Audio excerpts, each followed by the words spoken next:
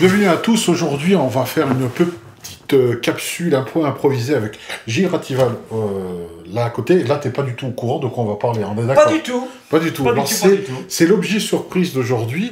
Alors, c'est pas un piège, hein, je pense poser cette question à d'autres thérapeutes, à d'autres intervenants que j'ai déjà interviewés ou pas, ça dépendra. Et ça fait suite à une personne qu'on connaît tous les deux, Gilles, qui s'appelle Ludovic Merlin.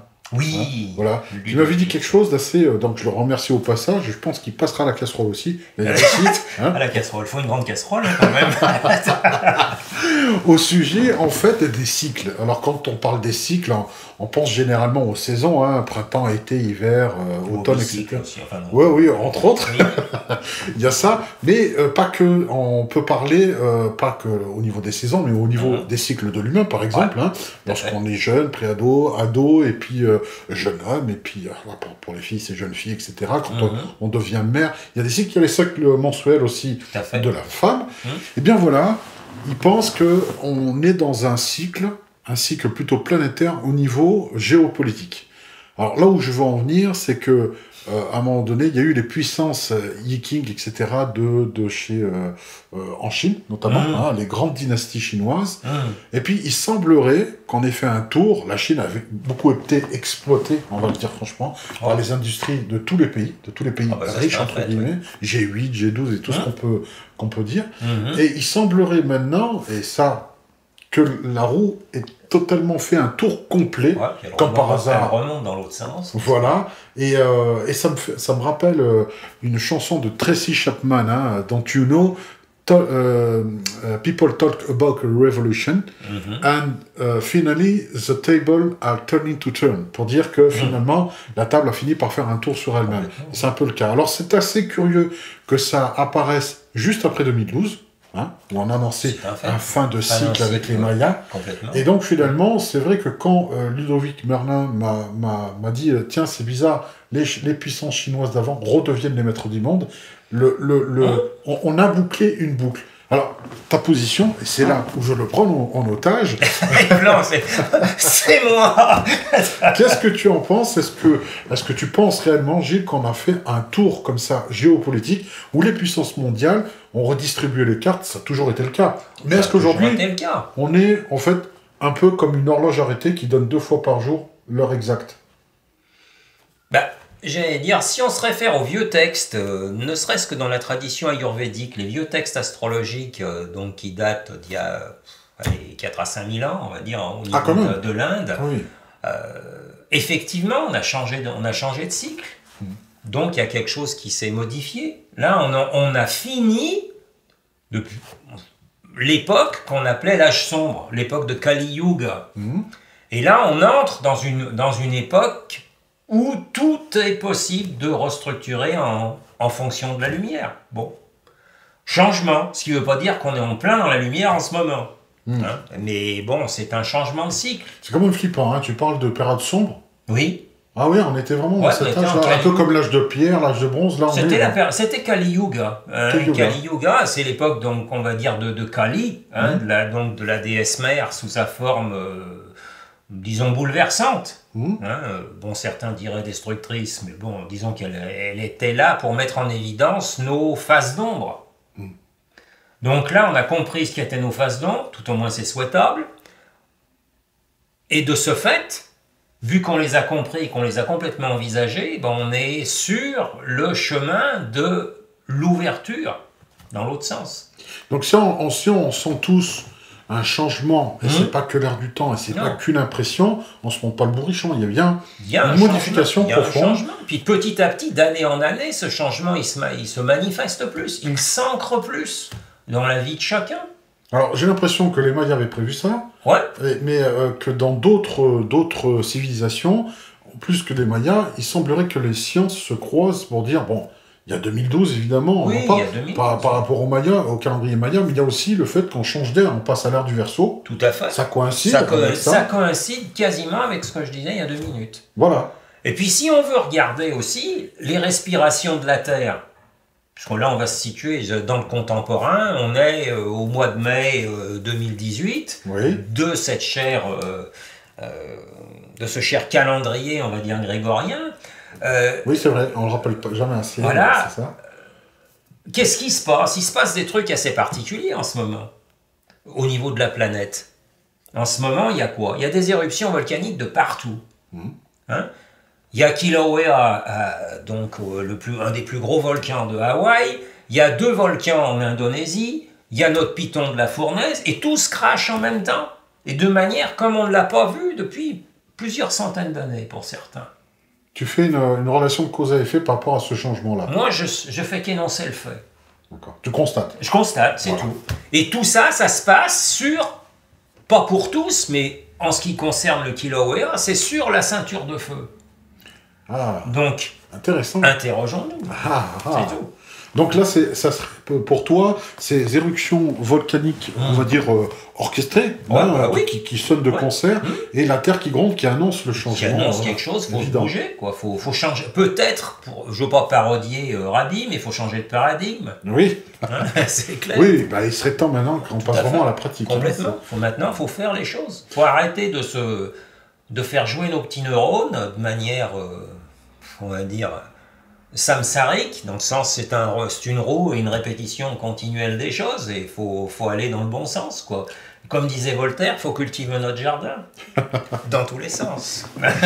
Alors ça me rappelle quelqu'un que je veux citer, vous m'entendrez souvent le citer parce que j'adore ce monsieur-là, c'est Serge Boutboul. Alors lorsque je l'avais interviewé, et puis en caméra et hors caméra, avait dit surtout dans sa conférence que l'humanité a eu le choix du matériel, et on a fait ce choix. On a eu le choix, l'humanité a eu ce choix d'après lui.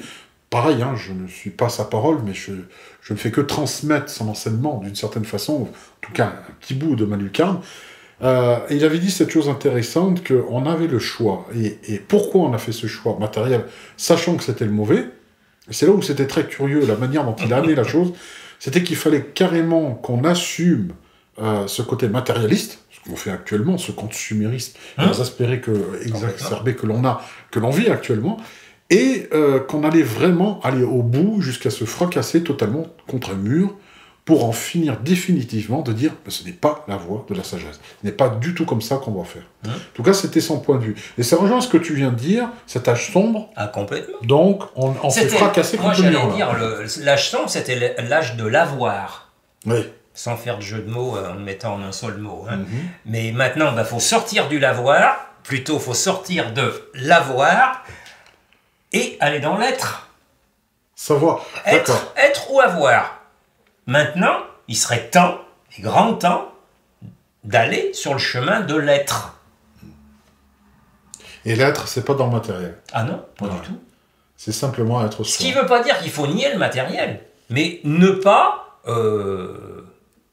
comme dit un texte cher à l'Occident, ne pas honorer Mammon, ne pas honorer le veau d'or. Considérer que on est en devenir. L'être humain, il est en devenir. Et pour être en devenir, il doit comprendre ce qu'il y a au fond de lui. S'il ne comprend pas ce qu'il y a au fond de lui, ça ne marchera jamais. Mais bon, apparemment, on est sur la bonne voie. Parce qu'il y a quand même une ouverture. Il y a des choses sur lesquelles, notamment, par exemple, ces vidéos même, ces capsules même, n'auraient pas pu exister il y a seulement une dizaine d'années. Non, ça aurait choqué. Ça aurait été un flop total. C'est évident.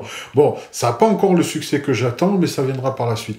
On va peut-être pas clôturer parce que c'est un peu court, mais c'est juste une introduction. Je poserai la même question et le point de vue à d'autres intervenants sur ce changement, paradigme ou d'époque ou de cycle, peu importe. Et c'est vrai que la Chine reprend la puissance. On disait le dragon s'est réveillé. Le dragon s'est réveillé. Il y avait un autre qui devait se réveiller, c'était le tigre, et il a à peine ouvert un œil qui s'est rendormi tout de suite. L'Inde, on ne sait pas pourquoi, il y a eu je sais pas, quelque chose de manqué, un acte manqué.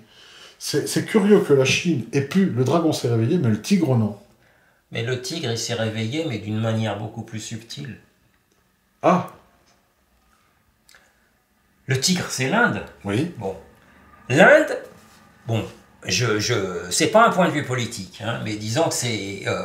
en Inde, qui peut se vanter d'avoir un président de la République, j'en vois de vanne à personne, qui a été un yogi? Qui peut se vanter? Narendra Modi est quand même quelqu'un qui a un chemin spirituel et qui honore, peut-être par nationalisme, c'est ce que certains diraient, mais qui honore de grands swamis. Parce qu'il le connaît de l'intérieur. Donc c'est bien une forme de réveil. L'Inde se réveille et reprend conscience de deux choses. Elle prend conscience des possibilités que lui a offert l'Occident par la technologie, le high-tech, et donc l'intégration de tout ça aux sciences traditionnelles, et d'un autre côté que cette tradition elle est encore bien vivante et qu'on se doit de l'honorer, et c'est pas en s'occidentalisant qu'on deviendra puissant. C'est un peu la leçon que l'Inde est en train de nous faire comprendre. Ça. Sachant que la Chine a gardé beaucoup de choses tout à fait séculaires, même chose en Chine, il y a un renouveau du taoïsme. Ah, qui revient. Ah oui, il y a des lieux, des hauts lieux qui sont même bâtis, il y a des monastères qui sont bâtis, il y a plein de choses qui se font. Parce que justement, c'est le creuset de leur civilisation. Et c'est dans ce sens-là qu'on va vers même si c'est parfois chaotique avec les autres nations, mais il y a un essai de restructuration par rapport à ses propres fondements. Voyez. Si on faisait pareil, ça serait pas mal. Mais enfin bon, ça ça s'appelle un petit caillou. On y viendra peut-être en Europe aussi, nous aussi, à retrouver sa spiritualité, quelle qu'elle soit, et pas forcément religieuse. Hein. On soit bien d'accord là-dessus. Spiritualité et religion, c'est deux choses complètement différentes. Mais il y en a souvent qui font l'amalgame. Malheureusement, ça marche comme ça. Donc, voilà, tout ça pour vous dire que c'était assez court. J'espère que vous avez apprécié. Si vous avez apprécié, dites-le dans les commentaires. Si vous voulez qu'on traite certains sujets avec Gilles Ratival ou d'autres, n'hésitez pas à le notifier, à le savoir. Visitez aussi le Facebook de Gilles Ratival. Alors, une nouvelle aussi, ton site internet bientôt en ligne aussi. On rappelle, c'est tout simple. Hein. C'est gilesratival.com. Pas plus compliqué. Voilà. Donc, on liste ça serait même trop long de lister, mais les principaux. Qu'est-ce que tu fais? Qu'est-ce que je fais, moi? Beaucoup de choses. Moi, je propose des consultations au niveau naturopathique. Alors, au cours de ces consultations, je fais quoi? On prend en charge l'ensemble de la personne qui vient, tant au niveau physique qu'au niveau émotionnel, et pourquoi pas au niveau de ses interrogations spirituelles. On essaye d'aider et d'aller dans le bon sens. Mais qui est le sien, l'être dans sa complétude. Voilà, dans sa complétude, ça c'est la première chose. À côté de ça, moi je suis quelqu'un qui dirige des séances de méditation. Et puis qui enseigne les Qigong aussi. C'est parce que c'est une gymnastique que les vieux taoïstes enseignaient et qui porte cette étiquette farceuse à l'heure actuelle. Voilà, et puis je me sers, ma foi, je me sers d'un autre outil qui est quelque chose qui est très important pour moi, qui est le tarot. Voilà, donc aussi ça aide, mais pas au niveau prévisionnel, je m'en sers en tant qu'outil de déblocage psychologique, voilà. Donc tous ces outils combinés... Ça fait Gilles Ratival. Voilà, ça fait gilesratival.com. Voilà. En plus, ce .com, sachez-le, en général, c'est international. Hein. Ouais. Vous voyez, c'est pas rien. C'est pas peu de le dire. Voilà, je vous invite à visiter le site gilesratival.com qui est encore en construction. Hein. Alors, s'il y a des pages avec des blablabla dessus, ne vous inquiétez pas, c'est tout à fait normal. Il est en construction, mais vous êtes prévenus. Sinon, il y a le site, pas le site, mais je veux dire le Facebook. Une page Facebook. Voilà, sur lequel tu réponds, tu es assez actif. Ah, sans problème. Là-dessus, d'ailleurs, il y a des notations, souvent vous avez remarqué, sur Facebook sur le côté, répond dans les 60 minutes, dans la journée, dans les heures, enfin bref, à chaque fois, quelqu'un qui répond assez rapidement est récompensé, c'est le cas de Gilles, Facebook le donne pour répondre dans les 2 heures qui viennent en général. C'est la moyenne qui est donnée dans ton site, c'est dire s'il est réactif. Voyez. Donc, autre chose, peut-être une nouvelle un peu tardive pour les plus courageux d'entre vous qui sont allés au bout de la vidéo, en préparation bientôt l'école e-learning des studios qui va voir le jour, avec aussi de la méditation faite par Gilles Ratival qui vous enseignera notamment une méditation qui m'a beaucoup plu, c'est la stupa. Ouais. Ça, c'est bien. Ça, c'est vraiment bien. Pour l'avoir tourné, je vous jure que la stupa, c'est quelque chose... Alors, rapprends-moi le geste, c'était... Alors, comme ça, je ne sais plus comment... Ah, mais il y a tout un enchaînement. Voilà. Alors, le travail sur ces 5 éléments, puisque dans un stupa, donc c'est un reliquaire, on va dire, un stupa. C'est la représentation du monde. c'est la représentation de l'humain et c'est la représentation des 5 éléments à l'intérieur de cet humain. Donc, ce qui veut dire que au long de la méditation, on visite, on se réempare de ces 5 éléments. Alors, de quelle façon? On s'en réempare mentalement, on s'en réempare avec la voix, par le biais de sons sacrés, des mantras, et on s'en réempare à l'aide de gestes, des mudras. C'est ce que tu évoquais. Et donc, tout au long de cette méditation, il y a donc un enchaînement de gestes qui permettent de resymboliser, de resacraliser, j'allais dire, notre véhicule, en l'occurrence le sac dans lequel on est. Voilà. C'est bien dit, ouais. Voilà. Et tout cela pour une raison simple, puis je vais m'arrêter, parce qu'autrement, là, il a appuyé sur un bouton, il ne fallait pas appuyer. Pour une raison très simple, qui est de prendre conscience de la vraie nature de l'esprit. Prendre conscience que ce corps, c'est une chose, c'est un agrégat, bon, etc. On va pas qu'on n'est pas non plus pour l'émotionnel, mais qu'on le vit, qu'il est le nôtre, mais qu'on n'est pas ce pour l'émotionnel, et qu'on a une dimension spirituelle, et qu'on a une certaine pérennité, mais qu'en fait, c'est pas ça qui a une pérennité. La pérennité, c'est l'esprit. Voilà.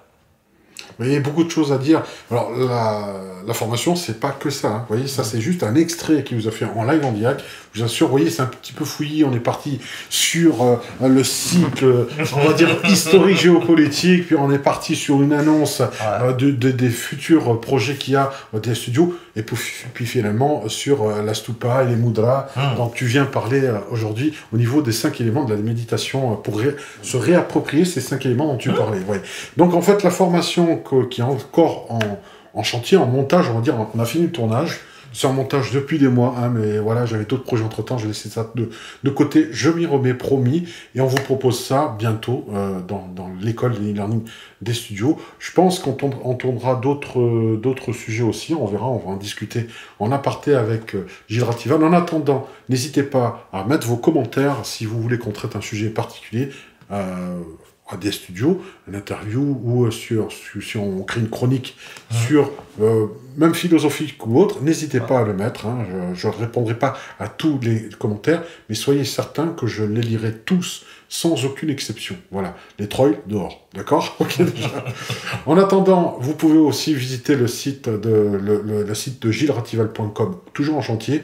Et pour une interactivité beaucoup plus immédiate, le Facebook de Gilles Ratival, dont je mettrai le lien dans la description. En attendant tout ça, une excellente journée à toutes et à tous. Excellente journée. Au revoir. À bientôt.